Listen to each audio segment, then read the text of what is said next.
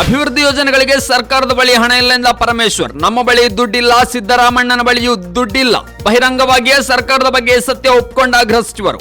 ವಸತಿ ಯೋಜನೆಯಲ್ಲಿ ಅಕ್ರಮದ ಬಗ್ಗೆ ಕಾಂಗ್ರೆಸ್ ಶಾಸಕ BR ಪಾಟೀಲ್ ರಾಜ್ಯ ಸರ್ಕಾರದ ವಿರುದ್ಧ ಆರೋಪ ಮಾಡಿದ್ದಾರೆ. ಮತ್ತೊಂದೆಡೆ ಅನುದಾನ ವಿಚಾರವಾಗಿ ಶಾಸಕ ರಾಜು ಕಾಗೆ ಅಸಮಾಧಾನ ವ್ಯಕ್ತಪಡಿಸಿದ್ದಾರೆ. ಇದರ ಬೆನ್ನಲ್ಲೇ ಈಗ ಗೃಹ ಸಚಿವ ಡಾಕ್ಟರ್ ಜಿ ಪರಮೇಶ್ವರ್ ಕೂಡ ಅಭಿವೃದ್ಧಿ ಯೋಜನೆಗಳಿಗೆ ಸರ್ಕಾರದ ಬಳಿ ಹಣ ಇಲ್ಲ ಎಂದು ಬಹಿರಂಗವಾಗಿ ಹೇಳಿದ್ದಾರೆ.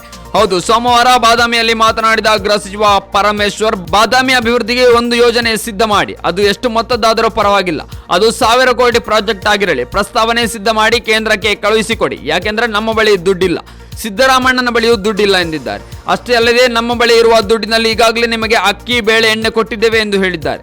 ಗ್ಯಾರಂಟಿ ಯೋಜನೆ ಜಾರಿ ಮಾಡಿ ಅಧಿಕಾರಕ್ಕೆ ಬಂದ ರಾಜ್ಯ ಕಾಂಗ್ರೆಸ್ ಸರ್ಕಾರ ಇದೀಗ ರಾಜ್ಯದ ಅಭಿವೃದ್ಧಿಗೆ ಅನುದಾನ ಬಿಡುಗಡೆ ಮಾಡದೆ ಪದೇ ಪದೇ ಸ್ವಪಕ್ಷದ ಶಾಸಕರು, ಸಚಿವರ ಅಸಮಾಧಾನದ ಹೇಳಿಕೆಗಳ ಮೂಲಕ ತೀವ್ರ ಮುಜುಗರವನ್ನು ಎದುರಿಸ್ತಾ ಇದೆ. ವಿರೋಧ ಪಕ್ಷಗಳಿಗಿಂತ ಸ್ವಪಕ್ಷದವರೇ ಕಾಂಗ್ರೆಸ್ಗೆ ಮುಳುವಾಗಿದ್ದು, ಹೊಸದಾಗಿ ಈಗ ಪರಮೇಶ್ವರ್ ಕೂಡ ಸೇರ್ಪಡೆಯಾಗಿದ್ದಾರೆ ಎಂದು ಟೀಕೆಗಳು ವ್ಯಕ್ತವಾಗತೊಡಗಿದೆ.